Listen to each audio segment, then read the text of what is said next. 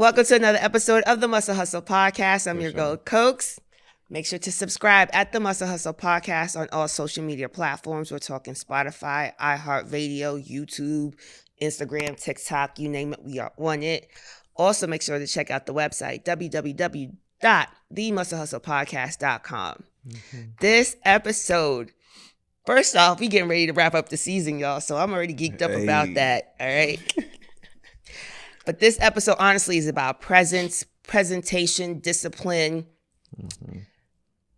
being able to just collectively bring everything together and basically make things shake. And so I am really, really happy to finally have this person on my pod, which is weird because I didn't think I would ever actually meet him in person. I didn't even know you was from, like, you lived out in this area. That's crazy. A lot of people don't, which is wild.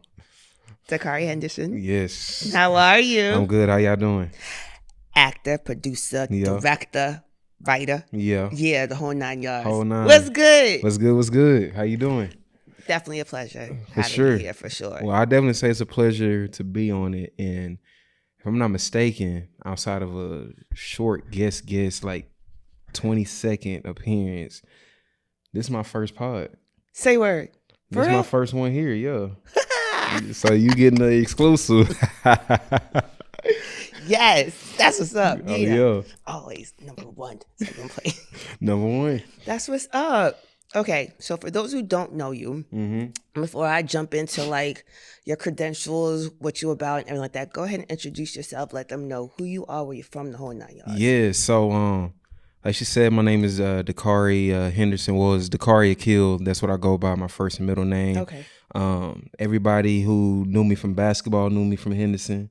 And I just pretty much, after I transitioned from basketball, I went to Sam Houston State, played 4 years on an athletic scholarship.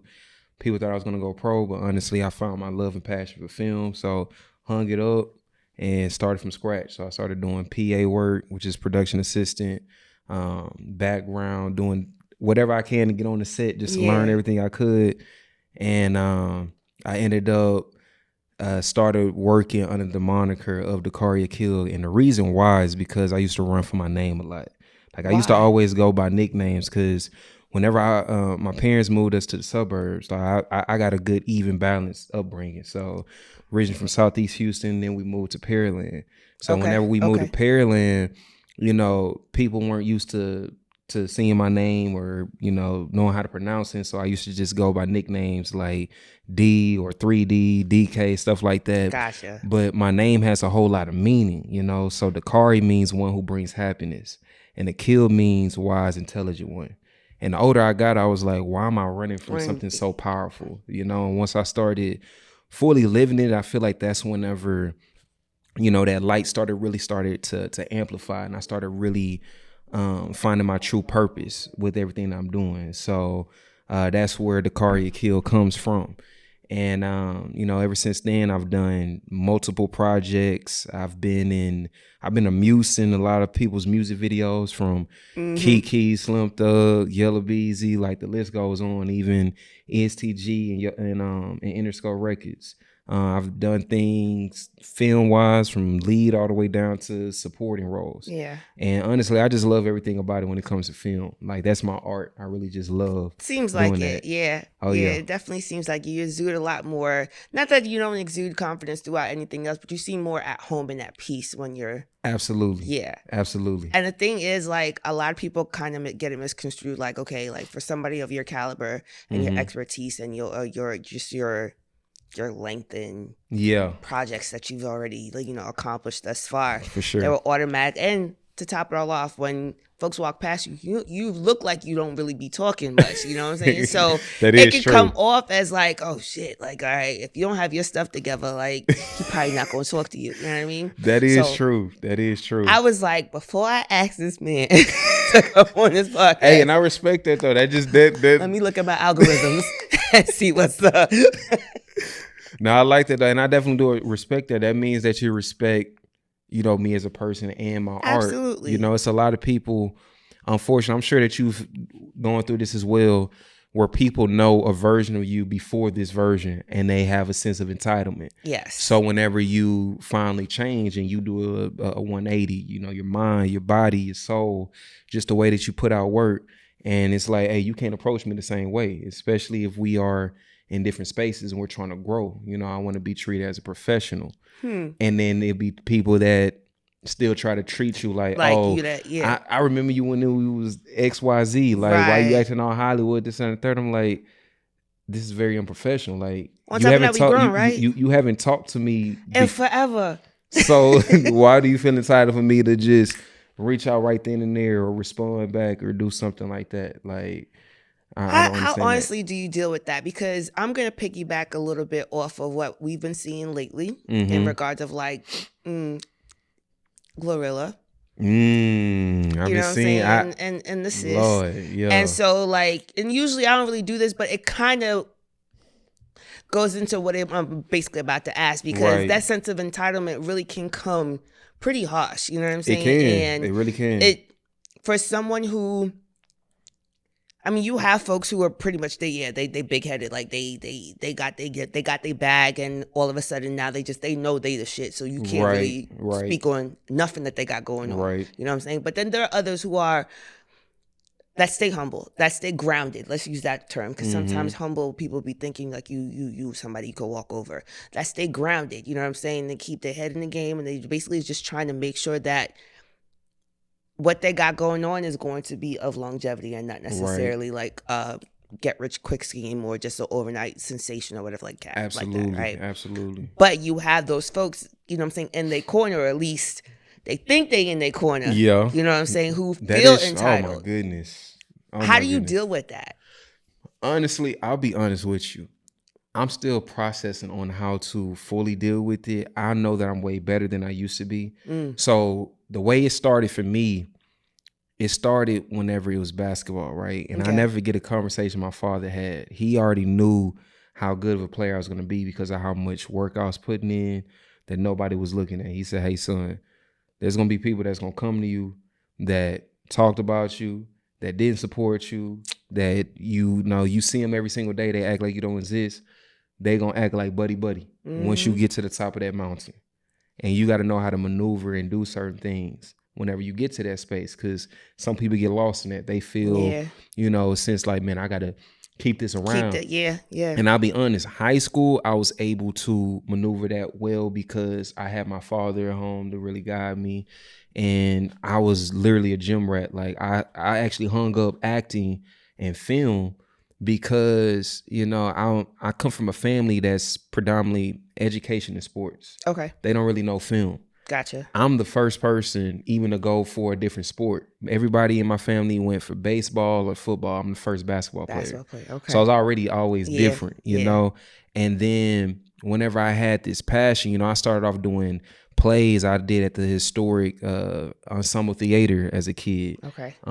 I've done school plays, stage plays, but then I stopped because, you know, back then when I'm coming up in the early 2000s, you know, it's not this like... This is like in high school. So actually middle school whenever I stopped. Okay. So like whenever I'm like fourth through about sixth grade, that's when I was really going to these casting agencies that ended up being scams out here. Get money quick schemes, Gotcha. You know, hey, you want to get your kid to be a Disney star. That's the stuff that we were dealing with. And I saw that, you know, my parents had a lot of confidence in me and my sister, but I made a pact as a kid. This is how I know that this is something that's destined for me. I said, this is going to come back. I'm going to put a pin in it right now. Ooh. Utilize the cards that are dealt for me and go all the way in, hoping that this is going to translate to doing what I really want to do. So I went all the way in basketball. I even stopped playing any other sports. I did training literally every single Sunday with a former college guy who was like a big brother mentor to me, Andre White. Shout out to him. And I got so much better that I was the first freshman on the varsity team of my high school, right? So I'm always, you know, in the gym. I remember, you know, I can count on one hand and still have fingers left of how many high school parties I went to. I was in the gym that much. I was either at the gym or I was at the movies. You know, that's the only two places that I honestly was, you know, and it was to a point to where it was like all that dedication, I saw it pay off. Like my parents used to ask, you know, why don't you invite people over? Why don't you do this XYZ? I used to lie and say I'm about to go somewhere else and I'm actually sneaking into the gym just to get shots up. Imagining, you know, this scenario and the things I'm imagining it actually happened. So as soon as I go to college, as soon as I get on campus, I never forget. I hung around obviously older people since I'm used to that. Yeah. And one of the upperclassmen, they already taken their major classes, right? And he had a project where he had to write a script for a short film. And I was like, man, I want to dap into that because I used to write a lot of things, like especially as a kid. I used to always write my dreams, everything. I hate that I lost that journal, but I used to write a lot growing up. And I told him, hey, man, I want to take a crack at it because this is why I'm here. I really want to do film. He said, all right, man, all I need is about like 5-10 pages. Went home, came back with 40, right? Hey, yo. I was that into it. And that's what started off that film because it was like, man, I earned a full scholarship. I'm here. Maybe this is my introduction. And I was never scared or ashamed to start from the bottom. Even if I'm not getting credit for it, even if I'm not getting paid for it. I've done plethora of films where I got underpaid and I had the time of my life just because I'm doing what I love. You know, so it was just to a point to where it was like, okay, everything happens for a reason, you know? So for me, that's the type of mindset I go about when it comes to this film stuff. So like even moving forward, you know, just knowing that everybody has a certain season, right? I just saw something recently where Samuel Jackson sitting talking to Viola Davis, right? And he's talking about, hey, you know, have you ever been in a position where everybody around you was getting plucked and you knew that you were next? So for those who don't know, Samuel was the last of his class to really get plucked. Just to talk about his class, you got Morgan Freeman, you got Lawrence Fishburne, you got Denzel Washington, Wesley Snipes. God damn. All these people got picked. Like they all did plays classes together. They all started together. I did not know that. But Samuel was the last one. But he always said it's just not my turn. And Morgan Freeman's old ass was plucked first? He was plucked first, doing Street Smart. And what's crazy is Samuel has the largest box office grossing out of all of them. And he's probably, besides Denzel, the most known. Yeah. Which lets you know too, you know, timing is everything, you know, because I actually redshirted my first year. Everybody don't even know that. I redshirted basketball my first year. So I sat out in college. So that was a hard year for me. That's why I'm so patient with a lot of things. You ever feel torn? Did you ever feel torn between the two? I mean, granted, yes, you had a passion for film and you saw that from the beginning, but you also had a skill that you developed. Right. Like right, tirelessly, yes. You know what I mean? And was there ever a crossroad where you're just like, dang, like, why can't I have both? So at the end of our last game, my collegiate career, I will never forget my coach handed me a stack of letters from agents, tryouts. They got G League stuff set up. They got overseas. They got this YZ. I didn't even open them. I went to my apartment, threw them all away. I said, this is a new chapter. Ever since that day, I'll be lying if I said I didn't think about opening those because of some of the trials and tribulations. Because things aren't, you're human. Like, it's times where I'm like, man, what if I would have just went pro for a few years, stacked up, and then started doing this? Yeah. You know, what if I would have did this and just waited? Who knows what could have happened? But if you stay in that, you will miss out on the gift, which is the present. That's why they call it the present, right? So it's just to a point where it's like, yes, times where I get torn, but I put all that energy into me training. So I train kids still. So I do professional basketball training. I train from little ones who still trying to learn not to travel and run around like it's football, all the way up to high school and college kids. And I actually train with them. Like I go out there and I'm doing the drills. We playing one-on-one. Case in point, we doing. He was walking in here pretty. Yeah, go ahead.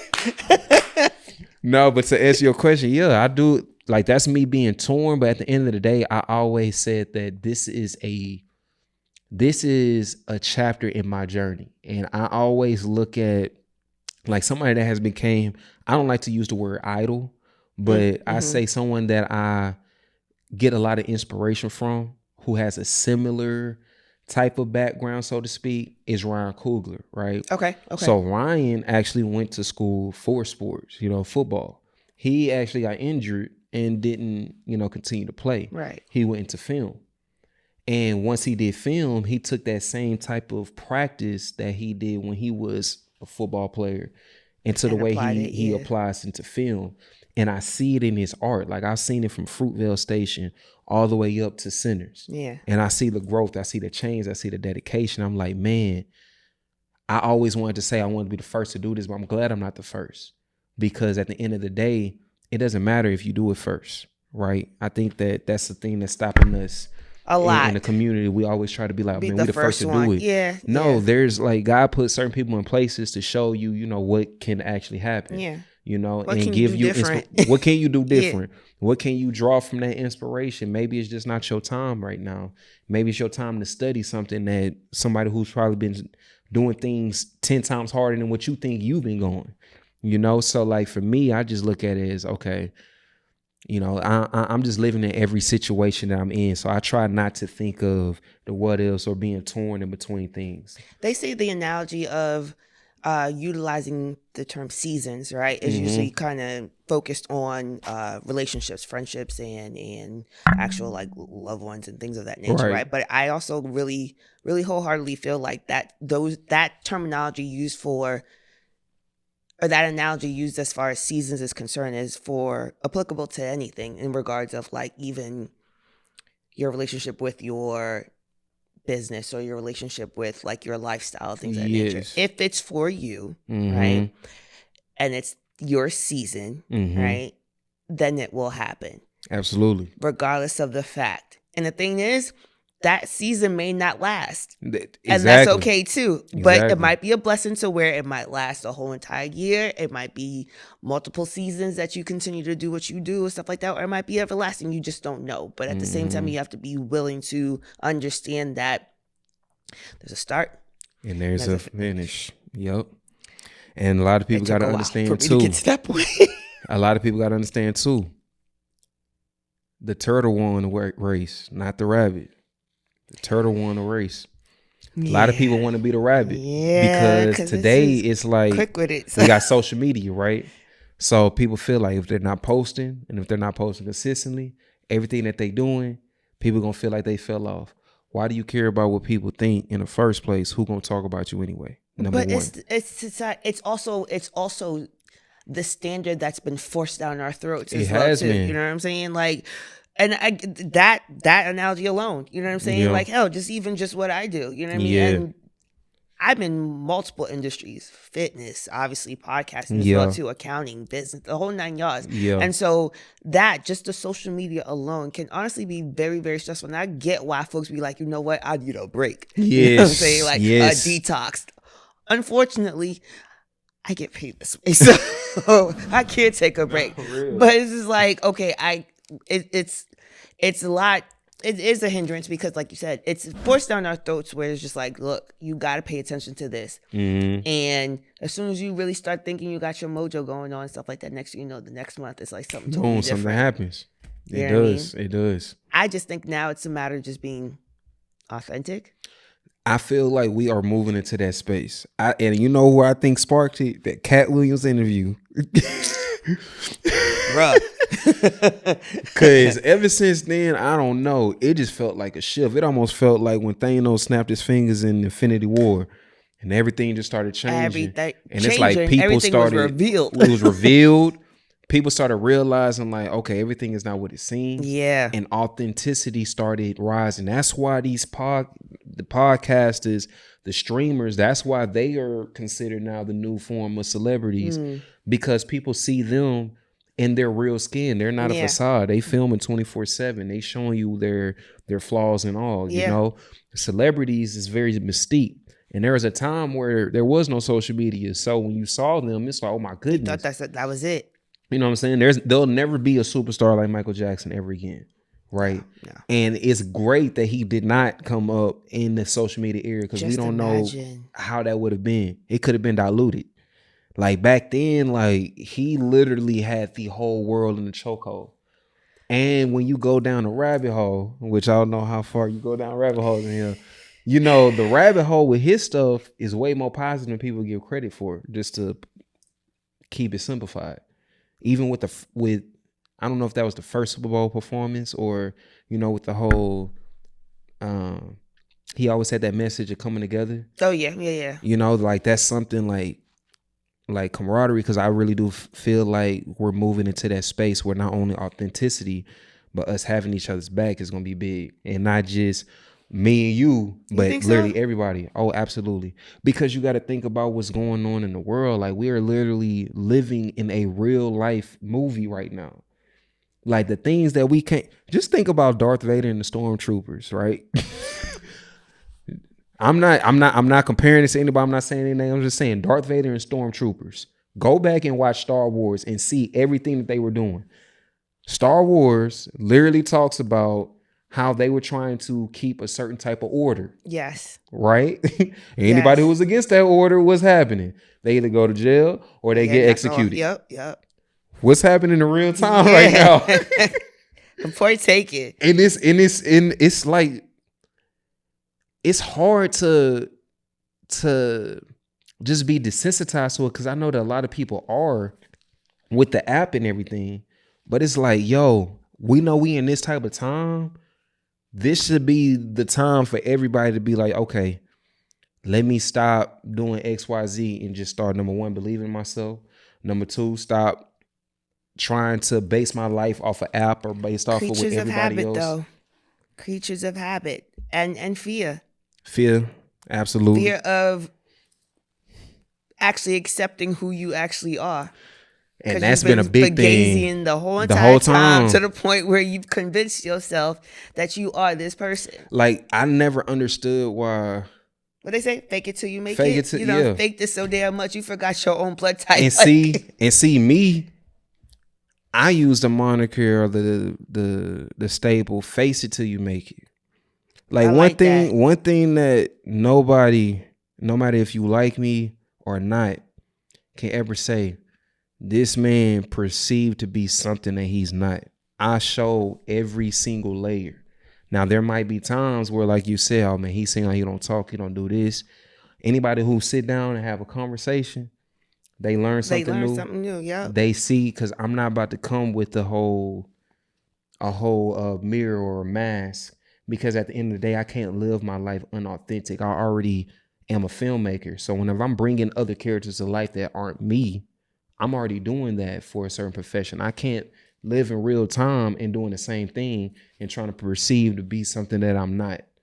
Because at the end of the day, just like how things are happening now, and everything that happens in the dark is going to come to the light.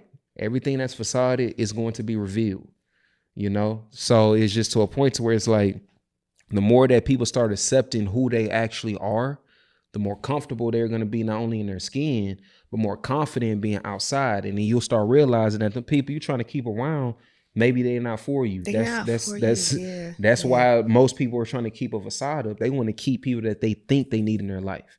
And I've been in that position before. I'd be lying if I said I wasn't. Once I fully, because when I first started doing film, people was laughing at me. They like, this is a 6'3" Division I basketball player. Why is he trying to act like a schizophrenia person? Why is he over here filming these BS shows that nobody watching on YouTube? Why is he trying so hard to put his all into all of this that nobody watching? Because this is what I love to do. I was about to say, like, the folks are so quick to be asking this, why that? Yeah. Why are you worried about it? Why are you worried? Why are you How is this hurting you? Like, I don't owe you money. Exactly. That's why I'm like, yeah, nah. But authenticity, this is the time to be it. More than ever, I say. This is the time to be it. And I respect people in their authenticity. That's why, you know, even if it's somebody I don't fully agree with their morals, if they're fully authentic and they tell you exactly who they are, like, for example, like, let's just say the leader of our country, He is unapologetically and very authentic to who he is. He telling you exactly. No, straight up from jump. Hey, even if you don't agree with him beforehand, even if when you he was don't. borrowing money for his damn big ass fucking hotel, excuse my language, but still, like, No, yeah, he been him. That's he what been I'm that saying. dude. And the universe rewards authenticity, right? That's why people are like, yo, why Even are if you bad don't people agree. doing this? Why? Well, the universe, if people don't realize, they don't understand the difference between good and bad. It's authentic. Because you can justify your morals. Like, the villain in every story is the hero in his story. Yeah. You feel me? So yeah. It's to a point to where you always worried about them and you wonder why things aren't happening for you. It's because you're worried. You're not living in your truth, looking in the mirror like, okay, why is this not happening to me? I'm not being authentic. I'm over here pointing a finger at this, but I'm doing this right here. And I can't get over this hump because I'm making it seem like this did not happen. And I'm trying to sugarcoat it, or I'm justifying it. But things aren't happening. It's happening with somebody that seems like they're a bad person or this, that, and the third. And another thing that people got to realize, God deals with karma in his own way. Just because you don't see it don't mean that they ain't going through it. That part. You feel me? Part. So stop comparing your life to everybody. That part. You get so much more sleep if you chill out. Nah, hey, I'm telling you. You get so much more I'm sleep. telling you. My skin started clearing up. Listen. Moment I start worrying about, I'm like, okay. Okay. No, for real though. So, okay. Coming back to film. Right.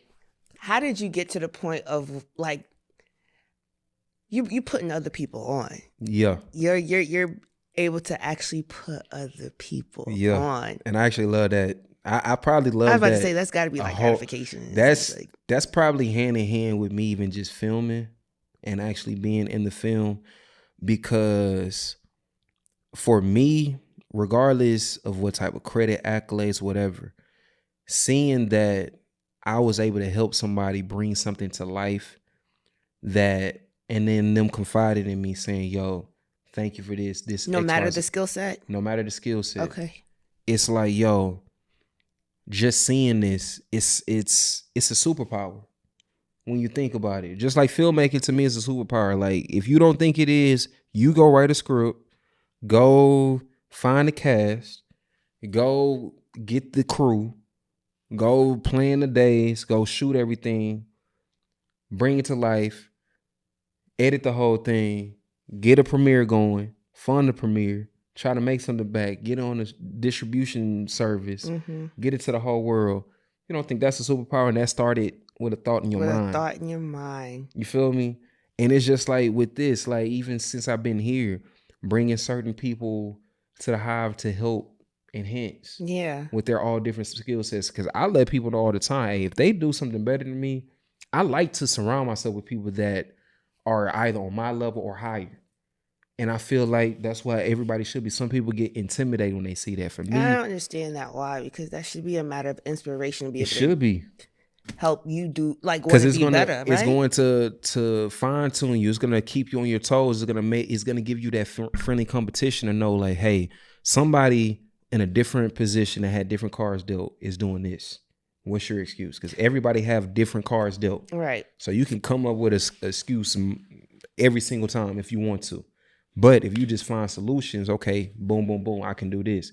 So seeing like bringing my youngin' Christian in, who's great with graphic designs, photography, but he says, man, I want to learn how to do the DP work and really know how to bring visions to life. Okay, I got you. I got my boy Ian, who come in. He was an actor first who turned into a DP cinematographer. Oh, wow. And he loves studying the craft from, you know, learning the ins and outs about not just the camera, but the lenses. He's here, you know, after hours, just practicing setups of just shooting. Nothing that's going to be shot. Just trying to see, okay, let's see this lighting and stuff. Seeing those type of things. Christian over here doing photo shoots, doing this clothing brand, or, you know, other people doing their pods and stuff.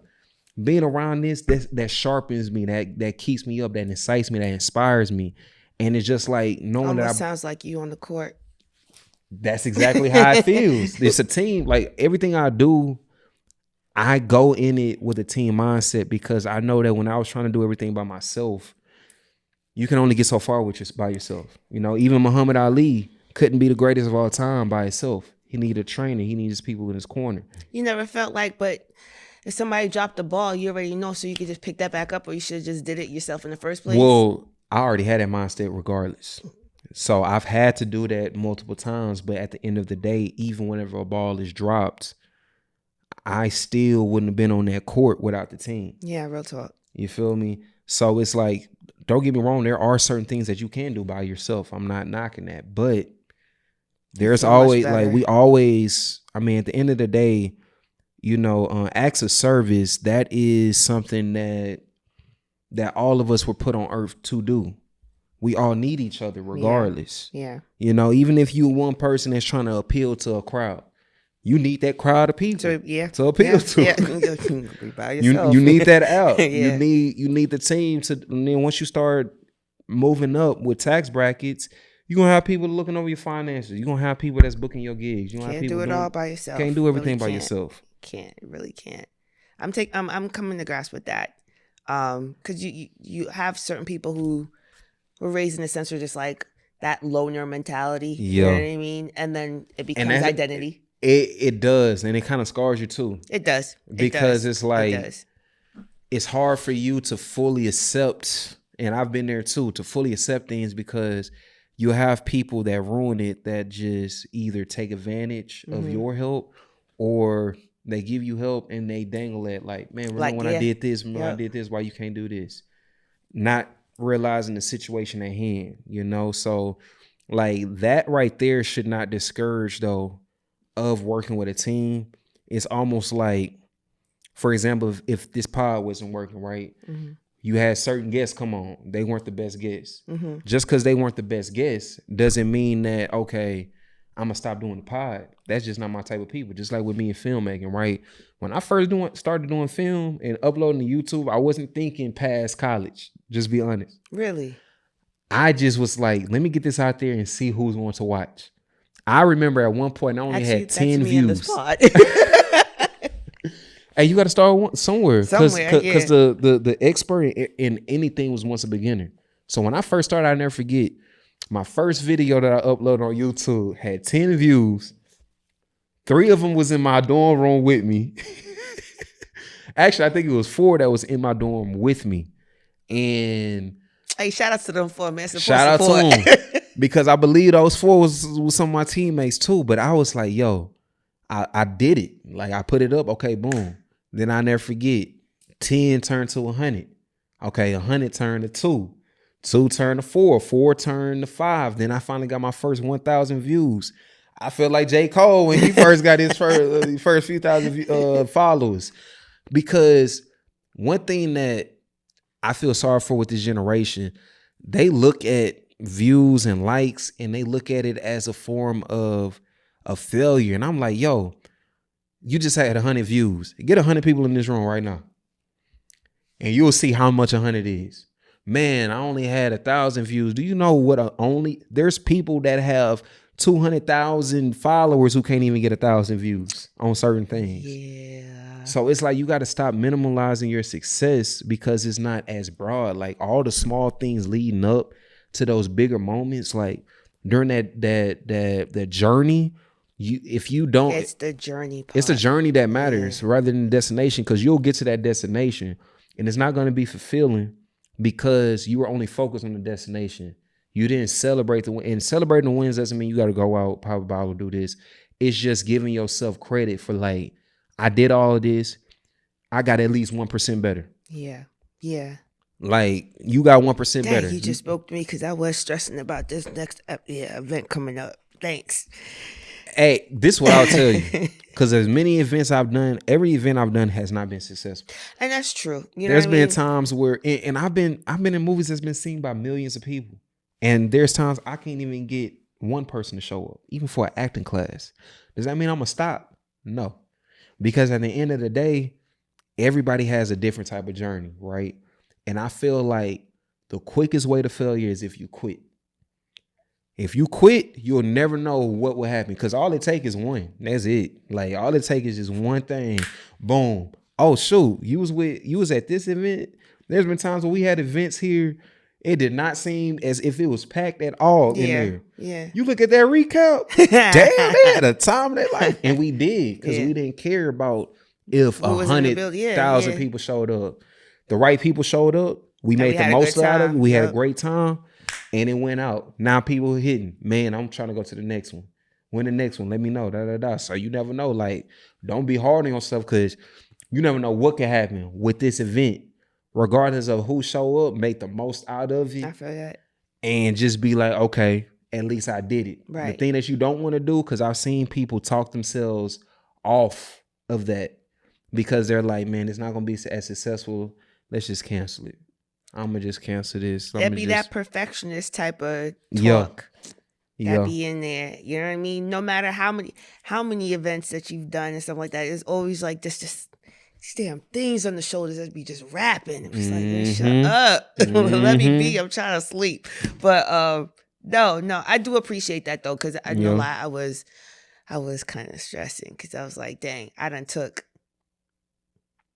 almost like 8 months to a year off. It wasn't intentional, it just kind of happened. Happy. And so now momentum wise, we've pivoted a little bit in the podcast and you know, just the outline of everything, our approach and all that. And I like it this way. You know what I'm saying? I'm actually enjoying it a lot more, and I'm less stressed about it. But then it's just like, okay, but I'm also analytical. Yeah. You know what I'm saying? I know what you mean. Because of that, it's just like, okay, after this season up, we about to look at these numbers to see what's up and what we got next. You know what I mean? Which is honestly should be the case for anybody when it comes to just like trying to elevate and just kind of seeing, what's next? You know what I'm saying? But stressing over it is what you don't honestly want to do, because that could literally be. And stress is honestly the real silent killer too. Yeah, I know. It's not even silent no more. It's not, because like with me, like, let's just be real, we living in inflated times. I don't care how much money you making. The more money it is, more problems. Absolutely. Right? Absolutely. And there was times where I was stressing on how to pay the bills, how to pay the rent, how to do this. The moment that I stopped stressing about stuff and just said, you know, I'm gonna put the work in, put my best foot forward, I'm gonna keep doing XYZ, put stress off the table, everything was taken care of. No matter what. I would not stress. Health got better. You know, everything just started feeling like the dots were starting to connect. I stopped putting negative scenarios in my head, because we don't realize how much of a power we have by telling our brain certain things. Like I was watching. Your aura be different. The aura be so different. Mad different. Like you will talk yourself into a negative situation and manifest that unintentionally just because you're thinking of that. Like that's why, like, if you go and look at all these motivating videos and all these people that made so much money on motivating, the number one thing they talk about is manifesting and talking positive to yourself. You can go all the way back to the 80s when they first started doing them infomercials. Yep. Are you at home? Are you tired of not believing in yourself? You just want to believe in yourself? Come on, come to me. I'm going to tell you how to believe in yourself. You that so well. But that's how it is. I'm so mad. You mocked that way too well. Like, those are the damn commercials that probably jacked up my eyes because I was sitting in front of the TV so goddamn long. Exactly. They be the exact same things, night and day. I'm telling you. That is mad true though. Seriously, that is. Yeah. Power of manifesting. Okay, so another question that I did have, because I did have some questions that, or at least questions that were put out that the folks wanted to ask you. Okay. Want to ask me? Yeah. Interesting. Yeah, okay. I be putting stuff out. Say list. Yeah. Say list. So one of the questions: what happens when you overthink a performance? Whoo. And what does that pressure feel like? So I've done it before. I overthought a performance, and I never forget, this was one of my first films that people know me for, which is Dirty Third Next Generation. Now, the reason why I overthought it is because the stakes that they literally put on the table. So I showed up to the audition. I had to wait 6 hours to audition. Really? Yes. And I honestly didn't know anything about the production. I had a college friend shoot me a DM flyer and say, bro, I think that you should go audition for this. So I'm in the middle of DoorDash, and I said, all right, I'll stop DoorDash and go do this real quick. So I show up and I see it look like almost all of Houston is here. And I see familiar faces from the acting community. I'm like, dang, everybody know about this. So I'm like, okay, let me read these lines and get ready for it. I step into the room finally, because it was a point where they said auditions is over. This was at the 4 or 5 hour mark. I said, I did not wait this long to not audition. I'm going to sneak back here and I'm going to just wait. And I did. And when I went in there, I didn't know who was all going to be in there. They had executive producers, writers, directors, all of that. And the camera. This is my first real live audition where it's in front of multiple people outside of an acting class. Okay. I wasn't nervous here. And so I'm getting to a point with it. They started calling me the character's name. They like, yeah, this is Zaire. And me, I'm so used to people telling me things and not following through. I just play along with it and just be like, if it happens, it happens. So I'm not giving no thought to it. They even had me come back and read that same night for somebody else. And they kept calling me that. So months went on. And then I get the call. They said, we were going to have a certain Cash Money artist that was going to be my character. They said, we feel like you bring that character to life the most. Gave it to you. You have no idea how this is going to change your life. When they said change my life, that's when I started overthinking the stuff. Because this the first time that I booked something that somebody has ever said something like this. Like that. They like, you have no idea who you're going to be acting alongside. I didn't know at a point. They said, oh yeah, we got Chico Bean. You're going to be, this is his first movie. You're going to be the first person that's going to be alongside him in his first movie. And I was like, damn, I'm already, a fan of his work from 85 South Show to Wild and Out. And I was like, man, all of this stuff is going to be happening. The first day of set, I never forget, or not the first day of set, it was the table read. I go to the table read and I'm reading it, but I'm coming from another set from my first official film. So I'm a little tired, but I'm also a little nervous because of all the stakes. And they brought me to the side because I'm reading it, but it's not the same how they. They like, bro, you good? Because we betting a lot on you right now. And I'm like, nah, I'm good. I promise you, like, I'm good. I'm going to show them, I'm going to do this. So to answer the question, the way I got myself out of this, I went home. I changed my whole look. I got into that character. Once I get into that character, it's a dud. It's a wrap. Once I see myself as that character, there's no more nerves. There's no more overthinking. It's like you're bringing this person in life. So whatever you do, that's who they are. So for me, it's just like, okay, it's lights, it's cameras. There's going to be people. There's going to be awkward silences. You're going to be on stage, but you built for this. You've been doing this since a kid. Yeah. You've been acting on stages. You've been doing things at schools. There's a time where there's only 10 people watching. This your time. Don't mess it up. What that background look like hyping yourself up when you're ready for a game and stuff like that? Just like, I got this. That background is honestly in a car, a Ford Focus at that time to be Ford Focus to be exact. Sitting in the passenger seat, putting that mirror down, looking and talking to myself in my head. I don't even have to talk. It's just more so like, you got this.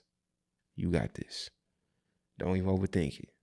You already read the script. You know your lines. You know everybody else's lines. Oh, you know the cues. Like I literally know the way I'm gonna walk, the way I'm gonna talk. Just be the character. Long as you the character, there's no overthinking because you're too focused on it. You're embedded on that. Like it's almost like with basketball, right? People like, yo, how are you not nervous to play on ESPN or when I was doing all that? I'm like, just like what Kobe said, if you practice hard enough and if you're nervous, that means that you didn't prepare, the way that you should have. So I prepared for this role. There's no need to overthink. Now you did an excellent job in that joint, for real, because you literally had me mad at my friend. Shout outs to Pro, but I was bad as hell at Pro. I was like, I called him out his first time. I was like, man, fuck you, Chris. Why you have to be like this, yo? I ain't even talking to you right now. It was like 2 weeks in the gym. I ain't talked to that man at all. That was some real, yeah. That was a good time for sure. It definitely built me. So yeah, I'm curious about these other questions too. I got to get straight to the point too. I'll be trying to build a story. That's my filmmaking side. My bad. Okay. Another question. What do people misunderstand about actors? Or let's be a little bit more personable. What do people misunderstand about you?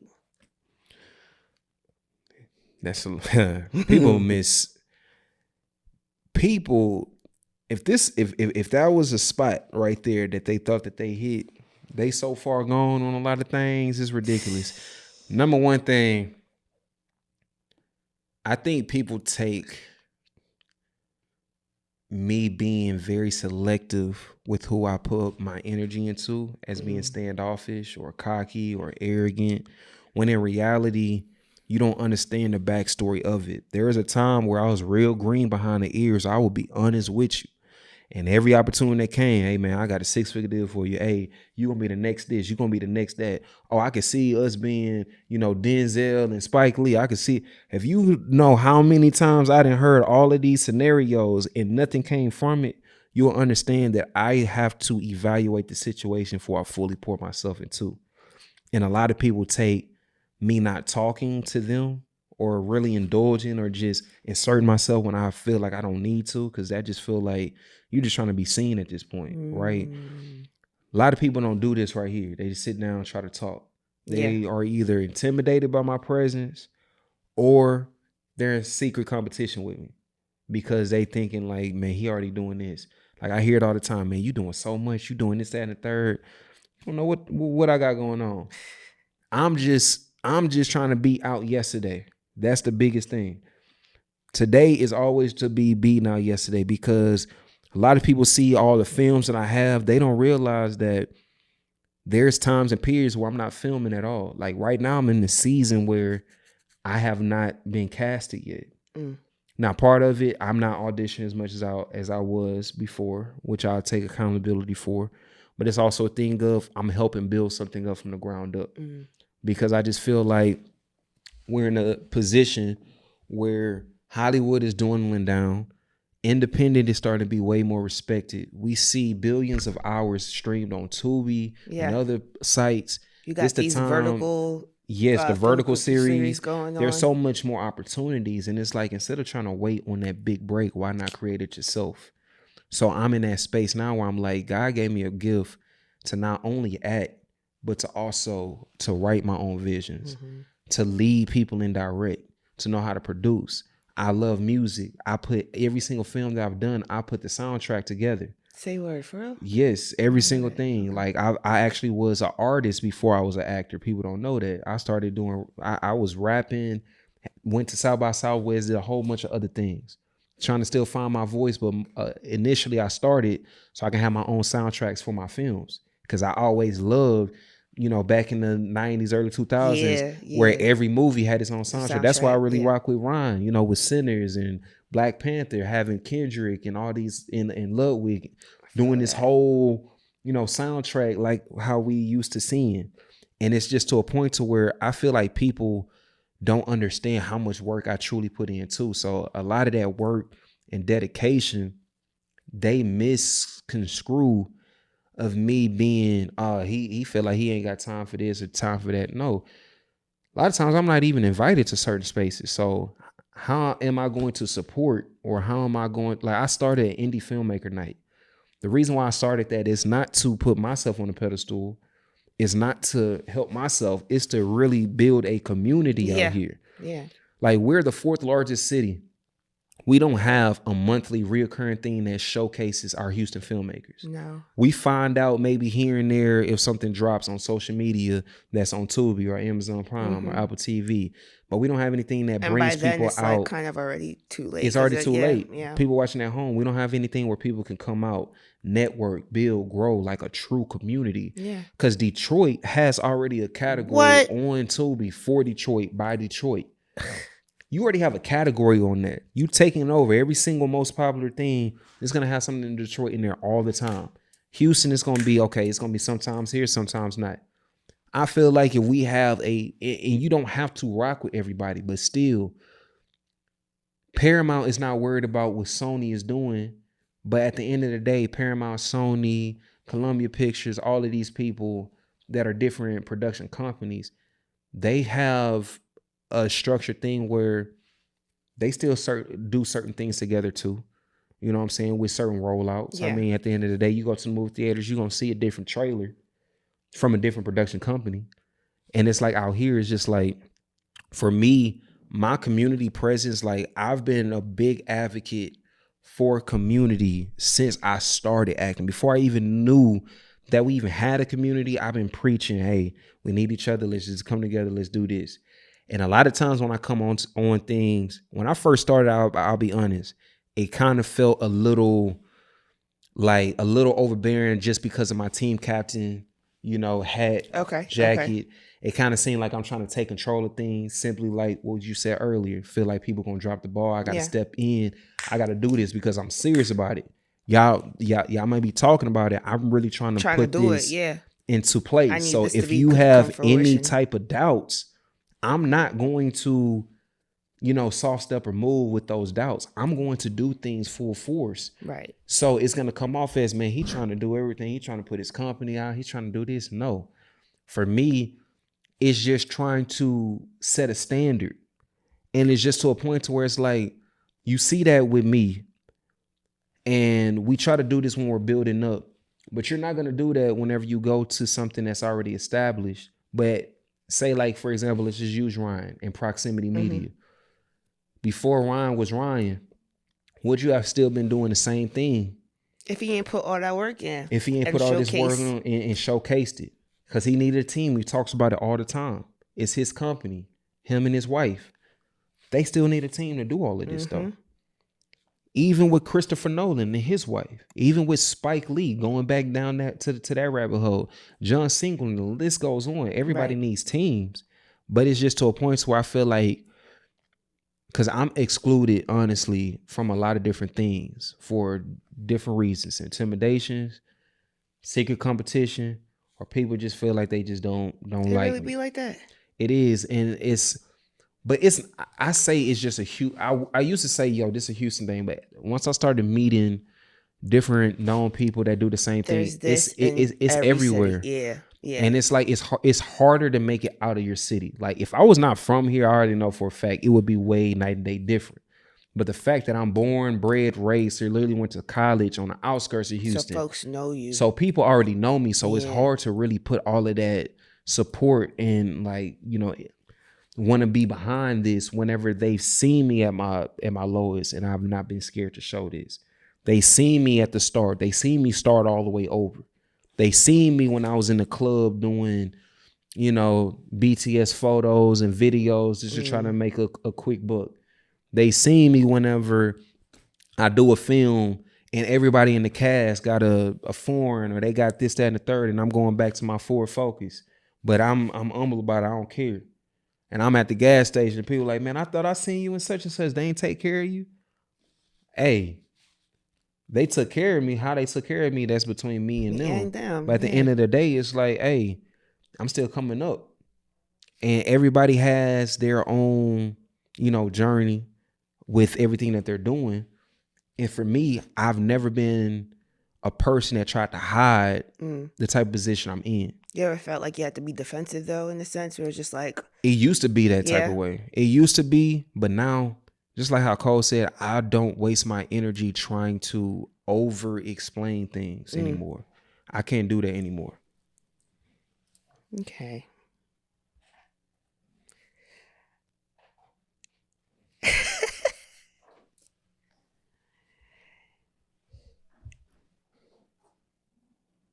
I'm still going to edit this part.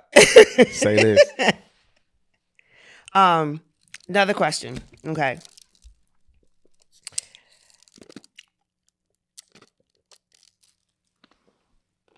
Y'all said a lot. Hold on. Damn. Okay. What does sports teach you? I'll answer it a whole lot quicker for you. Because I want to answer as many questions as I could. What did sports teach you, or you being active in sports, that acting didn't?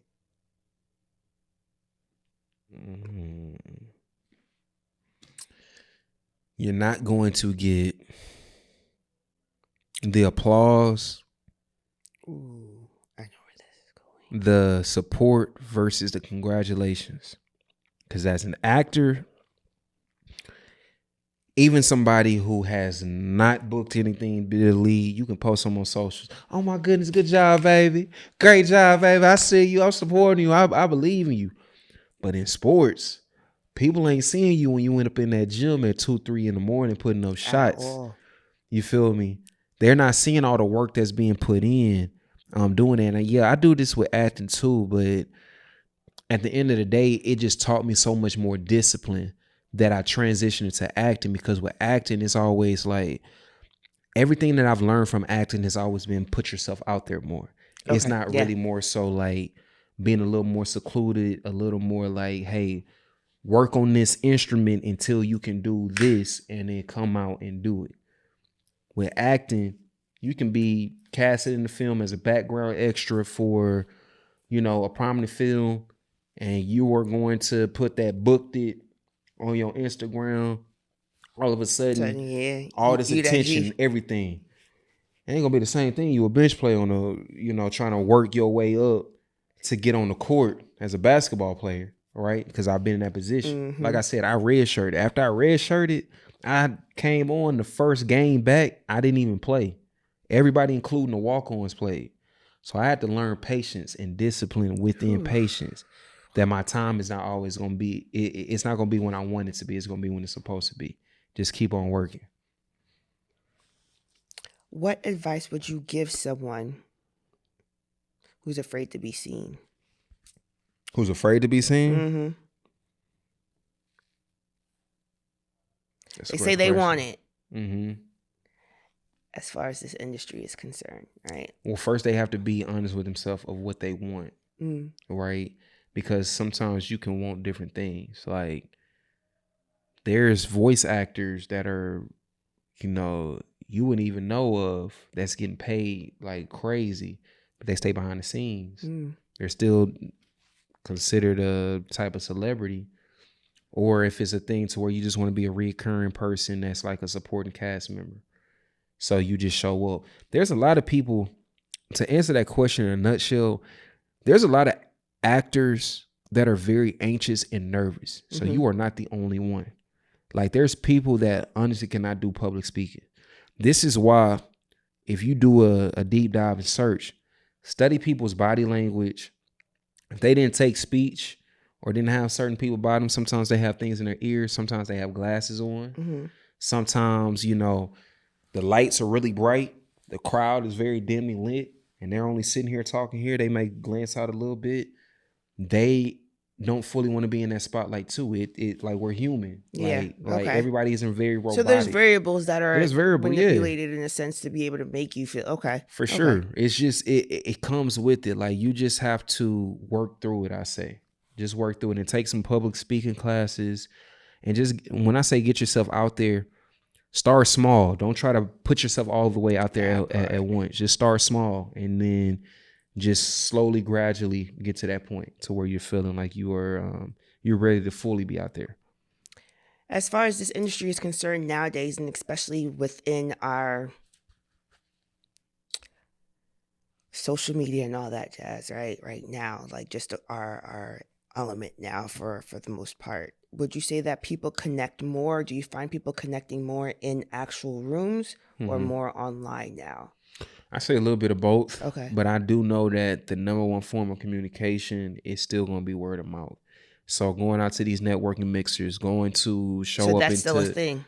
Yeah, like in the film industry right now, this is why I was trying to create this, indie filmmaker night so people can come out, network with fellow filmmakers, but going to other premieres, whether you support the work or really feel like the work is something that you would support, still go out there. You never know who worked on certain projects. You will be surprised with how many quality people you will meet at indie film premieres. At what point in your career should you actually start attending things like that? Immediately. Okay. Just like... Even if you have like no experience behind your belt? Even if you have none. Because there's people with less that's doing more. I've seen it happen.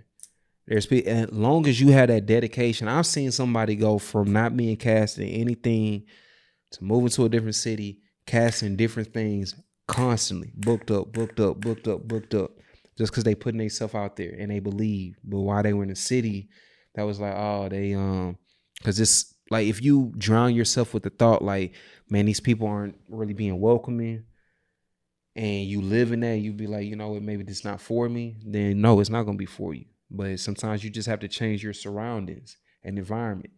Changing your surroundings and environment doesn't necessarily mean you have to move either. Because for me, I've changed my surroundings and environment, but I didn't move. I'm still in Houston. But I feel like I'm getting poured into way more now than I have in the past. Yeah, some people just automatically assume I gotta get to like a an whole Atlanta, different New city York, or whatever. Nah, and a lot of people that I've worked with and built along the way, like long lasting relationships, they're gonna always stay afloat no matter where you are. You feel me? Because the same people that I was working with individually met at different times. Ironically, I'm still talking with all those people still to this day. That's what's up. Even in a whole new environment. So yeah. When it comes to someone who's looking to break into this industry, they have no clue where to start. They've just seen certain bits and pieces of things that have probably just surfaced either online or through video, whatever the case might be, right? What would be like the top, let's say top three things that you would say or advise them to actually take heed to in order to take the next step? Top three. I want to be an actor or actress. I don't know what the hell to do. I just think I might have something. Number one, take acting class. I know somebody who does acting classes at a full studio for a very, very honestly too low of a rate, where you get filmed, you get coached by an award-winning actor and director. You're on a different set every single class, and you're building confidence not only on camera, on screen, learning lines. And where this is?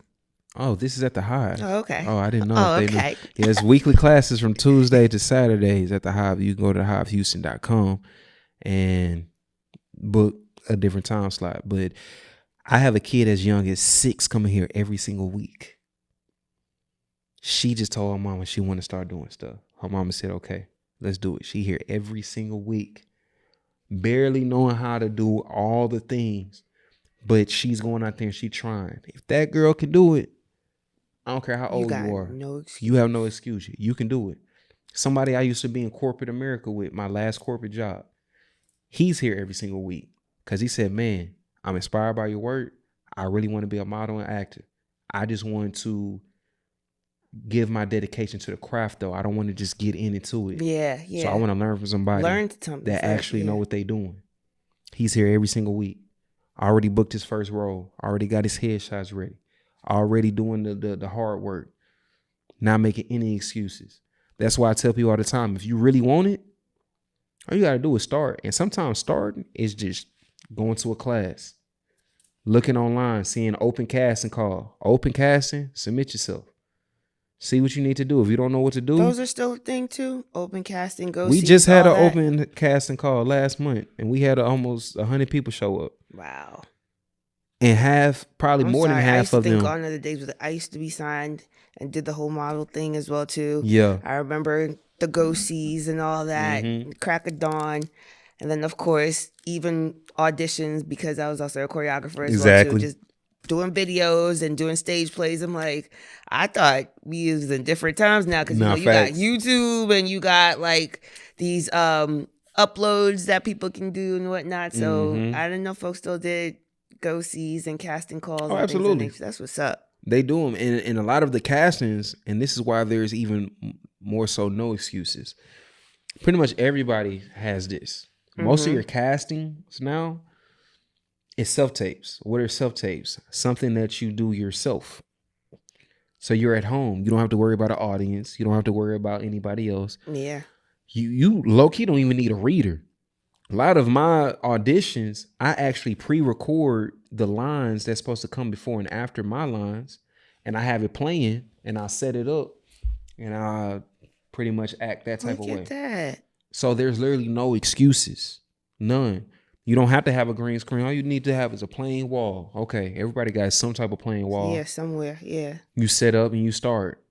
Like even if you want to just put your pinky toe into it. Yeah, sure. Just start some type of way. That's how you start. It's just like the thing is just trying to.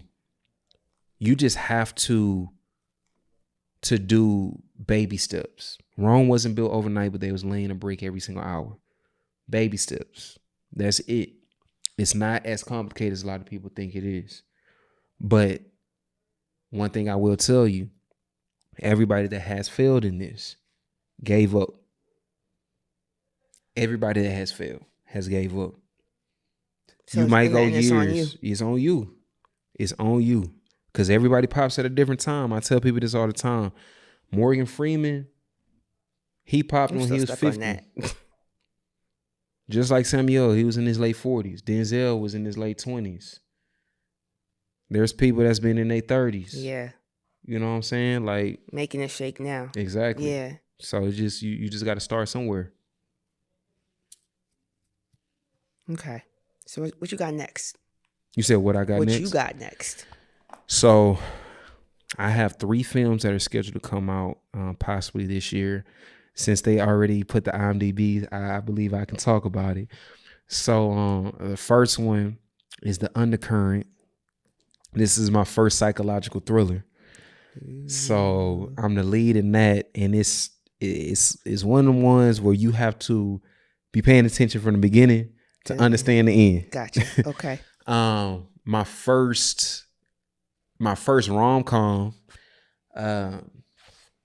what is this thing called? The Christmas App. So I did this movie with Billy Sorrells. All the rom-coms always something to do with Christmas. So ironically, this is a time where a lot of people like watching these movies. That's one of the number one movies, especially during the holidays times, that people like to watch. Hallmark together. Absolutely. And I believe they're actually pitching to, I don't know what network, but it's along those realms because it's that type of feel. And this is my first Christmas movie. Okay. And rom-com, because one thing about me, I've always liked rom-coms. Okay. You know, I just feel like that's one thing that people kind of misconstrue. They think I always want to be in a serious role. Yeah. No, I like all types of roles, but A Christmas App, that one's gonna be coming out. What's another one? The third one, and this is one that I'm really ready for. It's called Dust. So it's a what is it? It's a biography. Well, it's a film. It's not a biography, but it's a biopic. Okay. That's loosely based on true events. It's set in the 1990s, and they also go back to, I believe, the 20s and the 30s. But it's set in Mississippi, and it follows a girl who finds out that her grandfather was actually lynched, and it was never, disclosed or justified for his lynching. And a lot of people don't know that lynching was still, I don't know if it still is, but it was still legal at this point when we was filming. So it's a film about trying to get lynching off the table, but it also goes through different timelines of Black families during these time periods where this stuff was actually real, when things actually happened. And biopics, to me, I've always wanted to do type of biopics. Now, it's something that's, I believe it's fictional characters that's based on a true story. Okay. Because the producer and writer, she's a professor from U of H, and she's an honors professor at that. And she said she wants to be able to teach people in the masses more than she does her 40 kids per semester. Because she realized that in her honors class at U of H, most of her students don't look like us. But most of those students, they perceive us by what they see on TV. Mm-hmm. And this is why a lot of people don't realize, from entertainment to film, like what you put out, you don't realize what type of reflection you're putting out. Because just like, for example, I know of people that didn't know of even whites or Caucasians just based off of things that they weren't surrounded with. Mm-hmm. Me, I grew up in the suburbs, so I've seen all types. I got a best go further with that. Just even corporate. What you see in America, even with Black Americans and Africans. Exactly. Big thing right there. Mm-hmm. You feel me? So it's like, yeah, like seeing all of these things, I just already know that. When you see things from different perspectives, you have to understand and put yourself in these shoes. This is what helps me, I feel like, as an actor too. Like being able to experience life. going out, I've worked over 10 jobs. I've learned something different from each job. This is why whenever I'm doing my roles, they seem like real. Like with this movie Dust, he's supposed to be like a handyman. I've done handyman work before. So you've had life experiences to where you could be able to relate to pretty much any role. Any type of role. From corporate America down to hard labor jobs, down to mentoring, even that's why I say I want to dive into the rom-com aspect. You're dealing with relationship things or even just friends. My directorial debut, The Hooper, dealing with sports. The mind of sport. I made The Hooper because a lot of people don't understand how much a player could be going through off the court that you know nothing about that could be affecting his game. And it may not just be one thing. A conglomerate. It could be a conglomerate of things. And The Hooper follows a 24-hour story. So just imagine somebody that has to play 82 games. Damn. And they're playing every single day in a different city. And they still got their family. They got possibly businesses. They have different traumas. They got different addictions. They got life. Yeah. And they have to come out. They're like, man, why don't you just be a professional? I mean, I'm watching the Winter Olympics this morning, and the person that was the number one in the skiing for the women's, she ended up placing at 8. And I seen her do an error that she probably never would have did, ever.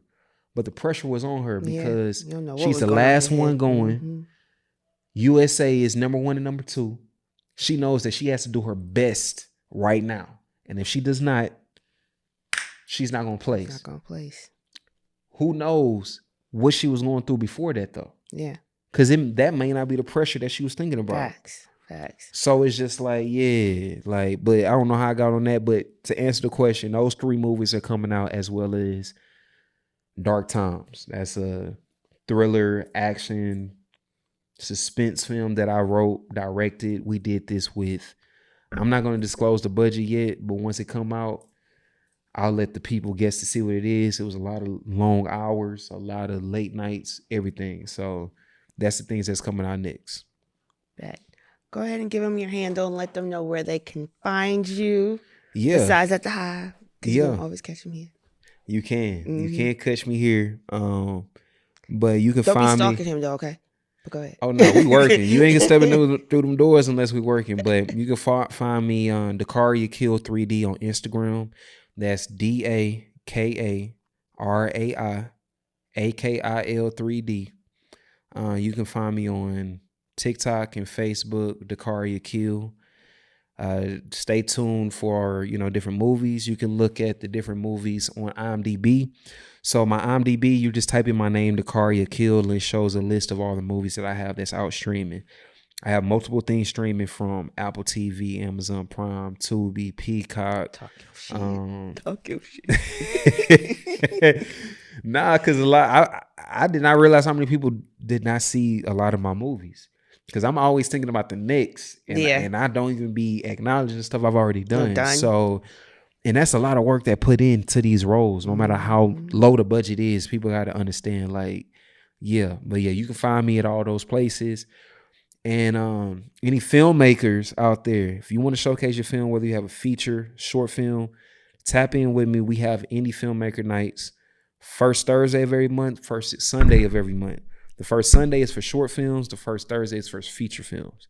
So if you looking to rent out a theater and not having to pay an arm and a leg, getting your people out here, full bar, have food available to buy, purchase, all of that, and you paying things under $500. I'm not going to even say how low. You just got to reach out to me, because Cinemark and all these other places, you got to pay at least. You got to pay a lot. $1,500, $2,000, $2,500. Star Cinema Grill, and people have to pay, extra to try to get the drink and popcorn package, or everybody else have to meet a minimum for them, or they have to cover it.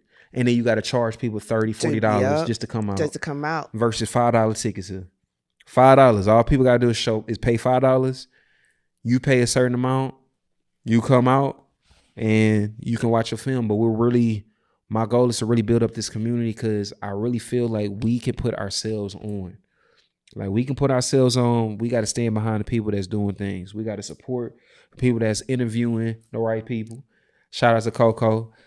We got to support these pods. We got to support these businesses. We got to support our films, support literally everything. And it's just to a point to where even the people that's doing it, we have to put our best foot forward. Yeah. So you can't just be expecting support if you're not having the right business practices or having the right etiquette or being professional.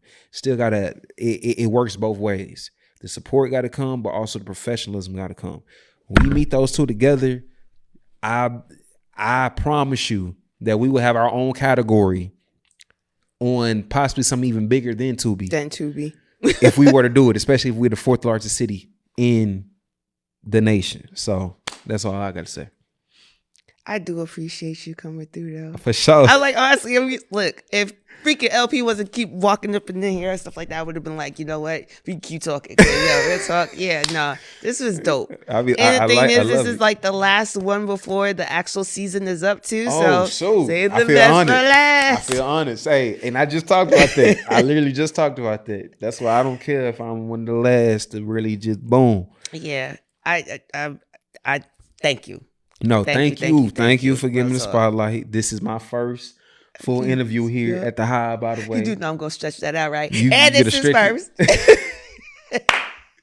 I love it. I do love it. Well, look, you already know the vibes. It's the Muscle Hustle podcast. Yeah. Appreciate y'all for tuning in. Look, season finale live taping is going to be right here at the Hive, February 22nd. It is literally 1 week away. All right. It's on a Sunday, 6 p.m. to 10 p.m. Y'all come through. Get your tickets. What day it is again? Sunday. Sunday when? The 22nd. Uh-oh. Yep. I definitely got to be in the building. Yeah. Look. All things hustle. We're literally just going to be sitting there chopping it up. It's not going to be stuffy. There's no script. It's all live. Everybody's real, authentic conversations. We literally just chopping it up amongst our own and really just honestly dropping gems, the whole 9 yards. And so I really am looking forward to this sit down, being able to speak with my peoples and really just talk it up. The community that's been supporting me, I appreciate y'all, and I can't wait for y'all to come through. February 22nd here at the Hive. Y'all mark that date. Yes. Mark it. Yes. 7800 Amelia Road. Y'all definitely, look, go to church, come back. Go to church, maybe do brunch, and then bring your ass over here, okay? We can do the day party over here, too. We got full bar, the whole 9 yards, all right? So, look, get your tickets. We're also selling at the door, but make sure y'all come through. Support your girl. The Muscle Hustle podcast. You already know the vibes. It's on all social media platforms. Also check out the website, www.themusclehustlepodcast.com. I am your girl, Cokes, and we are out. Bye.